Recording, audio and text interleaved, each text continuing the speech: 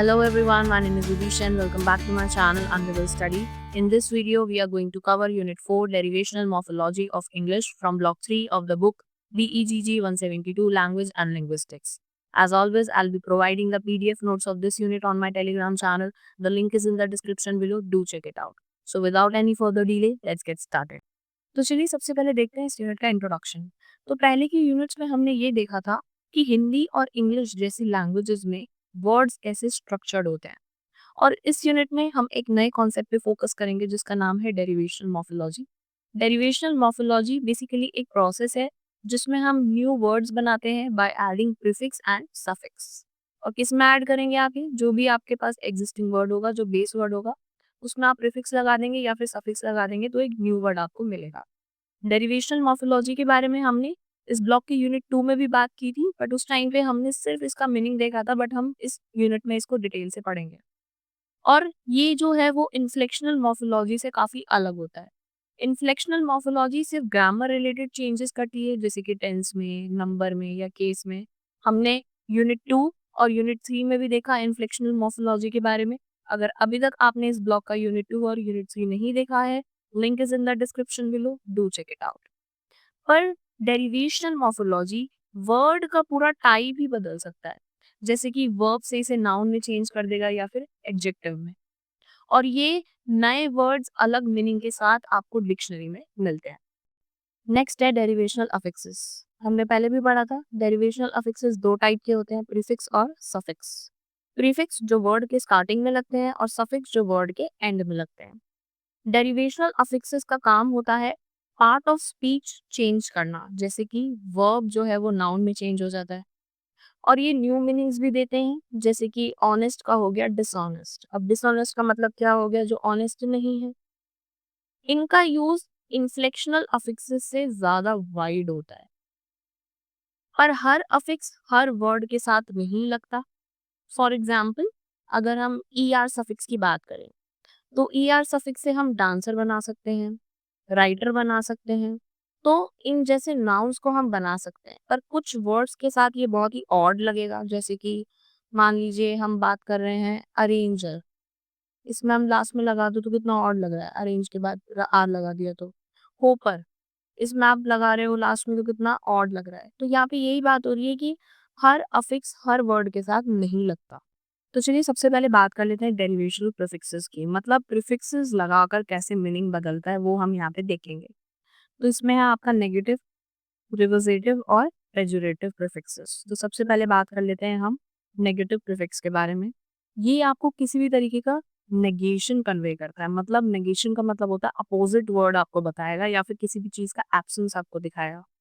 जैसे कि आपने हैप्पी के साथ लगा दिया अन तो हो गया अनहैप्पी, फेयर के साथ लगा दिया तो हो गया अनफेयर, इन लगा दिया आपने करेक्ट के साथ तो हो गया इनकरेक्ट, केपेबल के साथ इन लगा दिया तो हो गया इनकेपेबल। देन उसके बाद आपने डिस लगा दिया लाइक के साथ तो ये हो गया डिसलाइक, अप्रूव के साथ डिस लगा दिया तो डिसअप्रूव, वायलेंट के साथ नॉन लगा दिया तो नॉन वायलेंट, स्मोकर के साथ नॉन लगा दिया तो नॉन स्मोकर। आप देखोगे सारे ही वर्ड में आपको नेगेशन दिखाई जा रही है, अपोजिट दिखाया जा रहा है। इन वर्ड का जो मीनिंग है, हैप्पी अगर है तो खुश होना, और अनहैप्पी है तो मतलब दुखी होना। आप खुश नहीं हो, ऑब्वियस सी बात है, यहाँ पे साफ पता लग रहा है कि सारे ही वर्ड्स में आपको अपोजिट मीनिंग दिखाए जा रहे हैं। देन इसके बाद है आपका प्रीपोजिटिव प्रीफिक्सेस। अब ये क्या होते हैं? ये आपको इंडिकेट करते हैं किसी भी तरीके का जो एक्शन है उसे आपने अनडू करा है, मतलब आपको अनडू का सेंस देंगे, रिवर्स का सेंस देंगे। जैसे कि आपने डू के साथ अन लगा दिया तो हो गया अनडू, टाई के साथ आपने अन लगा दिया होगा तो अनटाई, मतलब पहले आपने टाई करा और फिर उसे अनटाई कर दिया तो हो गया ना, रिवर्स का आपको सेंस दे रहे हैं ना, आपने किसी भी काम को रिवर्स कर दिया, उल्टा कर दिया। देन उसके बाद कोड में अगर आपने डी लगा दिया तो डिकोड हो गया, फ्रॉस्ट में आपने डी लगा दिया तो डी फ्रॉस्ट हो गया। फ्रॉस्ट का मतलब क्या होता है? जमना, किसी भी चीज का जमना, आइस का जमना, राइट। तो अब आइस जो है वो डी फ्रॉस्ट होगी तो पिघल जाएगी ना। तो ये क्या दिखा रहा है? ये दिखा रहा है कि आपने किसी एक्शन का जो है वो रिवर्स करा है। देन उसके बाद कनेक्ट है, किसी से कनेक्ट करना, डिस लगा दिया तो हो गया डिसकनेक्ट, तो ये भी एक रिवर्स का सेंस दे रहा है आपको। इनफैक्ट था तो इसमें आपने डिस लगा दिया तो डिसइनफेक्ट। तो यहाँ पे सारे एग्जाम्पल पे आपको दिख रहा होगा किसी चीज का रिमूवल हो रहा है या फिर किसी भी चीज का रिवर्स किया जा रहा है। देन उसके बाद है आपका नेक्स्ट पेजोरेटिव। पेजोरेटिव प्रीफिक्स क्या होते हैं? ये किसी चीज़ का बुरा वर्ज़न हम कह सकते हैं, नेगेटिव वर्ज़न या फिर गलत तरीके से होने वाला काम दिखाते हैं। कोई काम है जो गलत तरीके से हो रहा है, कोई काम है जो नेगेटिव हो रहा है, ये उस चीज़ को इंडिकेट करेंगे। जैसे कि आपने लीड के साथ लगा दिया मिस, तो ये क्या हो गया मिसलीड। मिसलीड का मतलब क्या होता है किसी भी तरीके का गलत रास्ता दिखाना, किसी को जो है वो मिसलीड करना। देन उसके बाद हो गया अगर आपने बिहेव के साथ मिस लगा दिया तो मिसबिहेव करना। नेगेटिव हो गया ना, गलत चीज़ हो रही है, किसी बैड का जो है यहाँ पे आपको इंडिकेशन दिया जा रहा है कि किसी के साथ मिसबिहेव हो रहा है। देन उसके बाद आपने प्रैक्टिस के साथ माल लगा दिया तो माल प्रैक्टिस, फंक्शन के साथ लगा दिया तो आपका हो गया माल फंक्शन। उसके बाद आपका हो गया एक वर्ड है यहाँ पे स्यूडो, ठीक है? तो अगर आपने स्यूडो लगा दिया साइंस के साथ तो ये हो गया आपका स्यूडो साइंस। स्यूडो साइंस का मतलब क्या होता है? स्यूडो साइंस वो होता है जो साइंस जैसा दिखता है लेकिन वो रियल साइंस नहीं होता। ये लोग जो होते हैं साइंटिफिक वर्ड यूज करते हैं लेकिन उनके पास किसी भी चीज का प्रॉपर प्रूफ नहीं होता। अगर मैं आपको एग्जांपल दूं, मान लो अगर आपको कोई बोले कि अ, अगर कोई क्रिस्टल है, लोग आपको बोलते हैं ना ये क्रिस्टल ले लो इससे बीमारियां दूर हो जाती हैं। ऐसी बहुत सारे मिथ्स हैं हमारी सोसाइटी में, राइट? तो कोई आपको बोले इस क्रिस्टल से ये बीमारी दूर हो सकती है या फिर ये बीमारी ठीक कर देगी, तो ये है स्यूडो साइंस, क्योंकि इसका कोई साइंटिफिक प्रूफ नहीं है। यहाँ पे आपको साइंस के नाम पे जो है वो बस आपके साथ गलत हो रहा है, आपको ठगा जा रहा है। देन उसके बाद है नेक्स्ट आपका स्यूडो इंटेलेक्चुअल। मतलब स्यूडो इंटेलेक्चुअल वो होते हैं जो दूसरों को इम्प्रेस करने के लिए स्मार्ट बनने की एक्टिंग करते हैं, लेकिन उससे एक्चुअली इतना नॉलेज नहीं होता। मतलब कोई भी पर्सन है उसे एक्चुअली इतना नॉलेज नहीं होगा, वो दूसरों को दिखाने के प्लस दूसरों को इम्प्रेस करने के लिए जो है वो स्मार्ट बनने की कोशिश करेंगे। ये लोग जो होते हैं ये बड़े बड़े वर्ड्स बोलते हैं, उन्हें बिना समझे या फिर आप कह सकते हैं एक तरीके का शो ऑफ करते हैं। अगर मैं आपको एग्जांपल दूँ इसका भी, तो अगर कोई है जो फिलॉसफी के बारे में बड़ी-बड़ी बातें कर रहा है, लेकिन उसे एक्चुअल में फिलॉसफी का मतलब ही नहीं पता, तो वो हुआ आपका स्यूडो इंटेलेक्चुअल। वो आपको दिखाने के लिए, आपको इम्प्रेस करने के लिए उस बारे में बात कर रहा है, बट एक्चुअल फिलॉसफी की जो डेप्थ है वो उसे भी नहीं मालूम। नेक्स्ट है आपका number, time and order prefixes. ये क्या होते हैं? ये वर्ड की मीनिंग में नंबर या फिर टाइम रिलेटेड चेंजेस लाते हैं। मतलब ये प्रीफिक्स अगर लग जाए किसी भी वर्ड के साथ तो या तो आपको नंबर रिलेटेड कोई चेंज दिखेगा या फिर टाइम रिलेटेड कोई चेंज दिखेगा। जैसे कि हमारा फर्स्ट एग्जांपल है यहाँ पे यूनी या फिर मोनो। यूनी और मोनो का मतलब क्या होता है? वन, यानी कि एक। अब हमने साइकिल के साथ जो है वो यूनी लगा दिया, तो इसका क्या बना? यूनिसाइकिल। अब यूनिसाइकिल क्या होता है? एक ऐसी साइकिल जिसमें एक सिंगल व्हील होता है, एक सिंगल पहिया होता है, उसे हम बोलते हैं यूनिसाइकिल। तो यहाँ पे 1 की बात हो रही है ना, यहाँ पे किसकी बात हो रही है? नंबर की बात हो रही है। आपने देखा होगा कोई टीवी वगैरह में अगर या फिर किसी ने सर्कस कभी देखा हो, तो वहाँ पे क्या होता है कि सर्कस में एक व्हील, एक सिंगल व्हील वाली एक साइकिल होती है जिसका यूज़ करते हैं जोकर्स वगैरह। तो ये उसी अ, यूनिसाइकिल की यहाँ पे बात हो रही है। देन उसके बाद है आपका मोनोलॉग। मोनोलॉग का मतलब क्या होता है? लॉग मतलब स्पीच, और साथ में अगर हमने इसके मोनो लगा दिया तो मोनोलॉग। मोनोलॉग वो होता है जब एक एक्टर स्टेज पर अकेला ही पूरा डायलॉग बोल देता है, तो उसे हम बोलेंगे मोनोलॉग। यहाँ पे भी एक सिंगल नंबर की बात हो रही है। देन उसके बाद है आपका सेकंड एग्जाम्पल, बाय या फिर डाई। जैसे कि बाय और डाई का मतलब सबसे पहले तो होता है टू, हम इसको दो से रिप्रेजेंट करते हैं, टू। तो हमने अगर बात की यहाँ पे लिंगुअल के साथ हमने बाय लगा दिया तो ये हो गया बायलिंगुअल। बायलिंगुअल क्या होता है? एक ऐसा पर्सन जिसे 2 लैंग्वेज आती है, वो 2 लैंग्वेज को फ्लुएंटली बोल सकता है। जैसे कि मैं हूँ, मैं इंग्लिश भी बोल सकती हूँ और हिंदी भी बोल सकती हूँ। तो अगर मुझे दोनों लैंग्वेज पता है तो इसे मैं बोलूँगी बायलिंगुअल। या फिर मैं कहीं जा रही हूँ, किसी को पढ़ा रही हूँ और इंग्लिश और हिंदी दोनों लैंग्वेज का यूज़ कर रही हूँ, तो इसे बोलते हैं बायलिंगुअल फॉर्म में पढ़ाना। तो यहाँ पे 2 की बात होती है, बाय और डाई मतलब 2। अब जैसे कि नेक्स्ट है आपका ऑक्साइड के साथ हमने डाई लगा दिया, तो ये क्या हो गया? डाइऑक्साइड। ये एक केमिकल कंपाउंड होता है जिसमें 2 ऑक्सीजन एटम्स होते हैं। तो यहाँ पे भी आप देखोगे 2 की बात हो रही है, नंबर की बात हो रही है। देन उसके बाद है आपका ट्राई या फिर पॉली। अब ये होते हैं 3 या फिर मैनी के लिए, या तो 3 को दिखाएँगे या फिर मैनी यानी कि उससे भी ज़्यादा चीज़ों को दिखाएँगे। तो जैसे कि ट्राई साइकिल, साइकिल में आपने ट्राई लगा दिया, प्रीफिक्स ऐड कर दिया तो हो गया ट्राई साइकिल। ट्राई साइकिल 3 पहिए वाली साइकिल आपने देखा होगा छोटे में जब बच्चे होते हैं, वो 3 व्हील्स वाली साइकिल के ऊपर जो है वो बैलेंस बनाना सीख रहे होते हैं। देन उसके बाद है आपका टेक्निक के साथ अगर हमने पॉली लगा दिया तो ये हो गया पॉलीटेक्निक।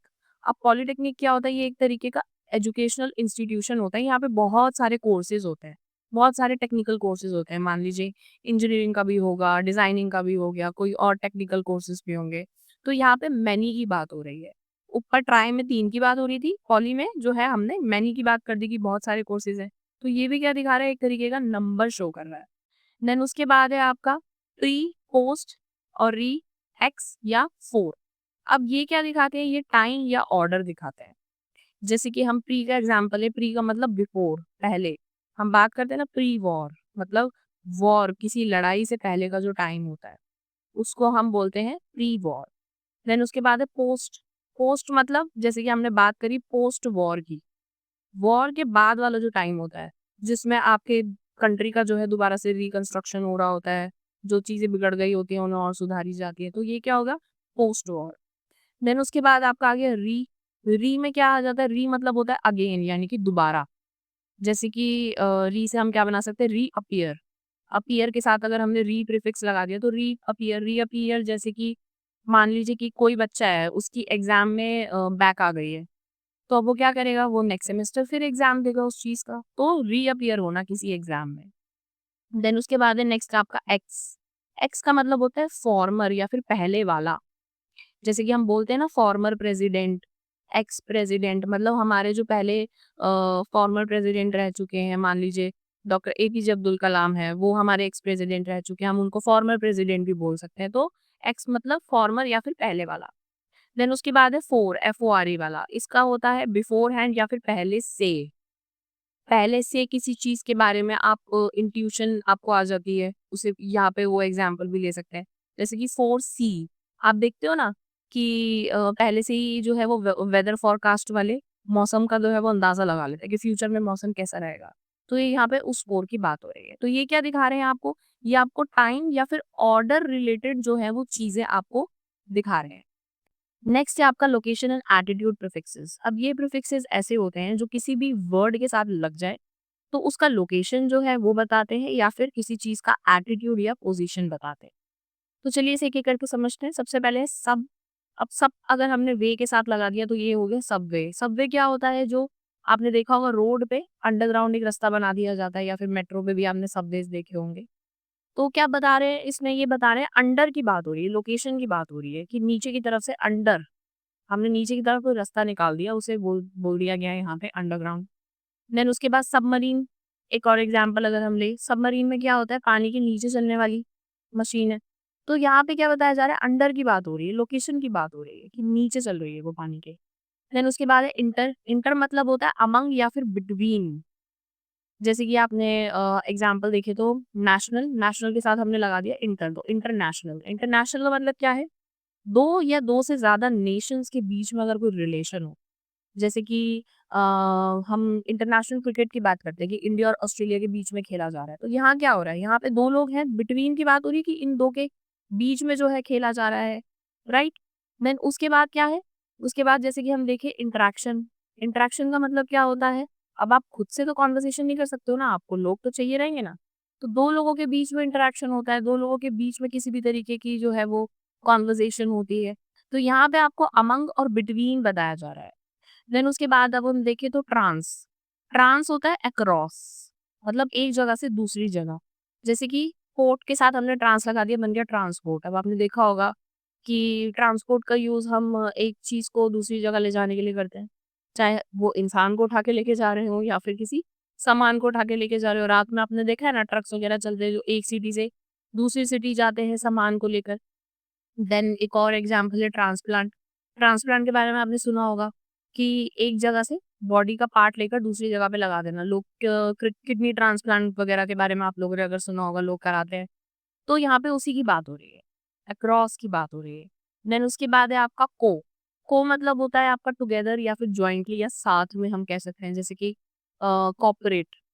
कॉपरेट में क्या होता है कि दो लोग जो है वो किसी काम को साथ मिलकर करते हैं। जैसे कि आपने देखा होगा कि आप किसी भी टीम मेंबर्स को देख लीजिए, कोई टीम है एक, तो वो बहुत सारे लोग मिलकर जो है किसी एक काम को कर रहे होते हैं। देन उसके बाद है को-ऑथर। को-ऑथर का मतलब होता है 2 लोग मिलकर एक बुक लिखते हैं, तो उसे हम बोलते हैं को-ऑथर। देन उसके बाद हम बात करें एंटी, एंटी मतलब किसी चीज़ के अगेंस्ट होना, किसी चीज़ के खिलाफ होना। तो जैसे कि हमने सोशल के साथ लगा दिया एंटी, तो हो गया एंटी सोशल। जो सोसाइटी के रूल्स के अगेंस्ट होते हैं, उनको हम बोल सकते हैं एंटी सोशल। देन उसके बाद एंटी वायरस मतलब जो वायरस के अगेंस्ट काम करता है सॉफ्टवेयर, उसे हम बोलते हैं एंटी वायरस। देन उसके बाद है आपका प्रो। प्रो मतलब किसी के सपोर्ट में या फिर किसी के फेवर में, जैसे कि प्रो एनवायरनमेंट, जो नेचर के फेवर में हो, उसका सपोर्ट करता हो, उसे हम बोलेंगे प्रो एनवायरनमेंट। देन उसके बाद है आपका प्रो स्टूडेंट। प्रो स्टूडेंट क्या होता है? आप ये बोल सकते हैं कि जो स्टूडेंट्स का सपोर्ट करता हो या फिर स्टूडेंट्स के काम में इंटरेस्ट लेता हो। उसके अलावा हम बोल सकते हैं प्रो डेमोक्रेसी। प्रो डेमोक्रेसी वाले लोग कौन होते हैं? जो डेमोक्रेसी के सपोर्ट में होते हैं, उसमें इंटरेस्ट लेते हैं। ठीक है? तो ये आपके कुछ एग्जाम्पल्स हैं। नेक्स्ट हम इसके बाद देखते हैं degree, rank, size, order prefixes. ये प्रीफिक्सेस बताते हैं कि कोई चीज़ कितनी बड़ी है, कितने हाई लेवल पे है या कितने लो लेवल पे है, किस रैंक या पोजीशन पे है या उसका क्या साइज है, क्या इंटेंसिटी है। जैसे कि हम देखें आर्क, आर्क मतलब हो गया आपका हाईएस्ट या फिर जो बहुत ज़्यादा एक्सट्रीम लेवल का हो। जैसे कि हम एनिमी के साथ इसको लगा दें तो आर्क एनिमी। इसका मतलब हुआ जो सबसे बड़ा आपका दुश्मन हो। किसी से आपका पुराना जो है वो कॉन्फ्लिक्ट चल रहा हो, कोई आपका बहुत ही पुराना दुश्मन हो, तो उसे हम बोलेंगे आर्क एनिमी। देन उसके बाद हम देखें सुपर या फिर ओवर। ये होता है आपका एक्स्ट्रा या फिर ज़्यादा, जैसे कि हीरो के साथ लगा दिया तो सुपर हीरो। एक ऐसा हीरो जो नॉर्मल लोगों से ज़्यादा पावरफुल है। जैसे कि हम देखते हैं ना सुपरमैन, आपका बैटमैन, स्पाइडरमैन, ये सब जो होते हैं, जिनके पास कुछ सुपर पावर्स होती हैं। देन उसके बाद है ओवर कॉन्फिडेंट, हमने ओवर लगा दिया तो जिसमें बहुत ज़्यादा कॉन्फिडेंस हो, और बहुत ज़्यादा कॉन्फिडेंस जो है वो कभी-कभी गलत भी हो सकता है, राइट? तो इधर हम क्या बात कर रहे हैं? इधर हम एक्स्ट्रा की बात कर रहे हैं, ज़्यादा की बात कर रहे हैं। देन उसके बाद है आपका अंडर या फिर सब, मतलब जो लेस देन एक्सपेक्टेड हो, कम हो थोड़ा। जैसे कि हमने कुक के साथ लगा दिया तो अंडर कुक, जो पूरी तरह से जो है पका ना हो, ठीक है? जैसे कि हम कुछ पका रहे हैं, लाइक किचन में कुछ कुक कर रहे हैं, अब वो अंडर कुक हो जाए। देन उसके बाद आपका सब स्टैंडर्ड, स्टैंडर्ड के साथ सब लगा दिया, तो इसका मतलब होता है सब स्टैंडर्ड का मतलब होता है आपके स्टैंडर्ड से नीचे, यानी कि लो क्वालिटी। आप कुछ प्रोडक्ट परचेज़ करते हो बाहर से, उसका क्वालिटी अच्छा नहीं होता, आपके लेवल से मैच नहीं करता, तो उसे हम बोलते हैं सब स्टैंडर्ड। देन उसके बाद है हाइपर या फिर अल्ट्रा। इस ये होता है एक्सट्रीम डिग्री दिखाने के लिए, बहुत ज़्यादा कुछ दिखाने के लिए। जैसे कि एक्टिव के साथ हाइपर लगा दिया तो हाइपर एक्टिव। ये आपने सुना होगा ना, कभी-कभार हम बोलते हैं ये बच्चा बहुत ज़्यादा हाइपर एक्टिव है, मतलब जिसमें बहुत ज़्यादा एनर्जी है, एक्स्ट्रा ही एनर्जी है, कभी-कभी कंट्रोल से भी बाहर हो जाती है। मोस्टली ये छोटे बच्चों के हम बारे में जब डिस्कस करते हैं, तो तब हम बोलते हैं ये बहुत ज़्यादा हाइपर एक्टिव है। देन उसके बाद है आपका मॉडर्न के साथ अगर हमने अल्ट्रा लगा दिया तो अल्ट्रा मॉडर्न, बहुत ही एडवांस होना किसी का। मॉडर्न एक मतलब जो मॉडर्निज़्म चल रहा है उससे भी कहीं आगे पहुँच जाना, मॉडर्न से भी आगे, तो इसे हम बोलते हैं बहुत एडवांस होना। जैसे कि फॉर एग्ज़ाम्पल कोई बिल्डिंग बनी हो, ठीक है? ये बिल्डिंग अल्ट्रा मॉडर्न डिज़ाइन में बनी हुई है। इसमें जो है वो लेटेस्ट टेक्नोलॉजीज़ लगी हुई हैं। ऐसा हमने लोगों से सुना होगा बहुत बार, या फिर टीवी में हम सुनते हैं कि कोई ऐसी बिल्डिंग बन गई हो जो अल्ट्रा मॉडर्न डिज़ाइन से बनी हो, या फिर उसमें लेटेस्ट टेक्नोलॉजी लगी हो। तो उसे हम क्या बोलते हैं? उसे हम बोलते हैं अल्ट्रा मॉडर्न, मतलब बहुत ज़्यादा एक्सट्रीम की यहाँ पे जो है वो बात करी जा रही है। देन उसके बाद है मिनी या फिर माइक्रो। मिनी माइक्रो किस लिए यूज़ होता है? ये होता है छोटी चीज़ों के लिए, बहुत ही छोटी चीज़ों के लिए, जैसे कि मिनी बस, एक छोटी-सी बस जो कम पैसेंजर लेके जा रही हो। देन उसके बाद है आपका माइक्रो ऑर्गेनिज़्म, मतलब एक बहुत ही छोटा लिविंग बीइंग जो हम आँखों से भी नहीं देख सकते, जैसे कि बैक्टीरियाज़ होते हैं, वायरस होते हैं, इनके लिए क्या यूज़ होता है? माइक्रोस्कोप वगैरह से ये देखा जा सकता है। तो यहाँ पे बहुत ही छोटी या छोटी से भी कुछ बहुत छोटी चीज़ होती है, उसके बारे में बात की जा रही है। देन उसके बाद है आपका आउट या फिर सर। अब हम इसे बोलते हैं बियॉन्ड लिमिट, अपनी लिमिट से बाहर निकल जाना। आउटग्रो, ग्रो के साथ आउट लगा दिया, आउटग्रो मतलब किसी चीज़ को ग्रो करके जो है वो छोड़ देना, और अब वो जो चीज़ है वो बहुत ही ज़्यादा बाहर निकल गई है। जैसे वो अपने पुराने क्लोथ से आउटग्रो कर गया है, अब नए साइज़ चाहिए उसे। ऐसा क्यों बोला जाता है? मान लीजिए कोई पर्सन है जिसका साइज़ पहले कम था, अब वो अपने साइज़ से बाहर निकल गया है, आउटग्रो हो गया है, वेट बढ़ रहा है, बॉडी बढ़ रही है। तो यहाँ पे क्या बोला जा रहा है कि उसके जो पुराने कपड़े हैं उससे वो आउटग्रो हो चुका है, अब उसको नया साइज़ चाहिए। देन उसके बाद है आपका सरचार्ज, अगर हमने चार्ज के साथ सर लगा दिया तो सरचार्ज क्या होते हैं आपने देखा होगा, कभी आप कोई चीज़ मंगाते हो ऑनलाइन तो उसमें आता है ना, जैसे कि ब्लिंकिट है, स्विगी है, ज़ेप्टो वगैरह है, यहाँ पे क्या आता है जैसे कि बारिश हो जाए, चालू हो जाए बारिश, उस टाइम पे अगर आप कुछ ऑर्डर कर रहे हो ऑनलाइन तो लिखा आता है कि यहाँ पे सर्ज चार्ज लगेगा, मतलब एक्स्ट्रा पैसे देने पड़ेंगे। फेस्टिवल के टाइम पे भी आप देखोगे तो डिलीवरीज़ पे जो है वो सर्ज चार्ज लग जाता है। तो ये क्या है बियॉन्ड लिमिट, यानी कि एक्स्ट्रा की बात हो रही है, बियॉन्ड लिमिट्स की बात हो रही है, राइट? नेक्स्ट पॉइंट है आपका prefixes that change part of speech. ये बहुत ही रेयर केसेस होते हैं जब कोई प्रीफिक्स जो है किसी का part of speech he change कर देता है। ये बहुत स्पेशल केस है। ये जब किसी वर्ड के आगे लगते हैं तो सिर्फ उसका मीनिंग ही नहीं बल्कि वर्ड का ग्रामेटिकल कैटेगरी भी चेंज कर देते हैं।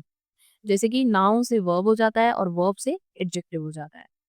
अब अगर हम इधर बात करें सबसे पहले है एग्जाम्पल में बी, तो अगर हमने इसको फ्रेंड के साथ लगा दिया इस प्रीफिक्स को बी को तो ये होगा बी फ्रेंड। अब फ्रेंड जो है फ्रेंड एक नाउन है और बी फ्रेंड मतलब किसी से दोस्ती करना, ये हो गया एक वर्ब, मतलब ही बी फ्रेंडेड देम या उसने क्लास में नए दोस्त बनाए, तो ये क्या हो गया आपका वर्ब। तो यहाँ आप देख रहे हो नाउन से जो है वो वर्ब बन रहा है। देन उसके बाद है आपका एन या फिर एम, तो अगर हम इसको देखें तो पावर से पहले अगर हम लगा दें एम प्रीफिक्स तो ये हो गया एम्पावर। तो पावर जो है वो एक नाउन है और एम्पावर मतलब किसी को पावरफुल बनाना, तो ये क्या है ये है वर्ब। जैसे कि एजुकेशन लोगों को एम्पावर करती है, उन्हें स्ट्रांग बनाती है, तो ये क्या हो गया ये हो गया आपका वर्ब। तो यहाँ आप देख रहे हो नाउन से वर्ब हो रहा है, वर्ब में चेंज हो रहा है। देन उसके बाद है आपका एम्बोल्डन, एम प्लस बोल्ड। अब बोल्ड जो है बोल्ड होता है आपका एडजेक्टिव और एम्बोल्डन का मतलब होता है किसी की हिम्मत बढ़ाना, ये हो गया आपका वर्ब। तो यहाँ पे आप देख रहे हो एडजेक्टिव से वर्ब हो रहा है। देन उसके बाद है तो इससे हमने वर्ड बनाया जैसे स्लीप के आगे लगा दिया हमने तो ये हो गया अस्लीप। तो स्लीप क्या है, स्लीप एक वर्ब है और अस्लीप मतलब किसी को कोई सो गया हो तो उसे बोलते हैं अस्लीप। तो ये क्या है ये है एडजेक्टिव। तो यहाँ आप क्या देख रहे हो, यहाँ आप देख रहे हो कि वर्ब से एडजेक्टिव हो रहा है। देन उसके बाद है आपका अगर हमने ग्लो के आगे लगा दिया तो अग्लो, इसका मतलब होता है कुछ चमकता हुआ, कुछ स्पार्कलिंग सा। ठीक है, तो यहाँ पे भी अगर आप देखोगे तो वर्ब से जो है वो एडजेक्टिव बन रहा है। तो चलिए इस वीडियो को यहीं एंड करते हैं। ये था इस यूनिट का फर्स्ट पार्ट। मैं आपको मिलती हूँ इस यूनिट के सेकंड पार्ट के साथ, जहाँ पे हम डिस्कस करेंगे कुछ रिमेनिंग टॉपिक्स जैसे कि डेरिवेशनल सफिक्सेस, कन्वर्जन और कंपाउंडिंग। और अगर आपको इस यूनिट के पीडीएफ नोट्स चाहिए तो मैं आपको दोनों पार्ट्स कंप्लीट होने के बाद प्रोवाइड करा दूंगी अपने टेलीग्राम चैनल में। तो अगर आपको ये वीडियो हेल्पफुल लगी हो तो please give it a like, share and subscribe to my channel and don't forget to hit the bell icon so you never miss any update. I'll see you in the next video. Till then, stay tuned, keep learning and keep growing. Thanks for watching. Bye bye.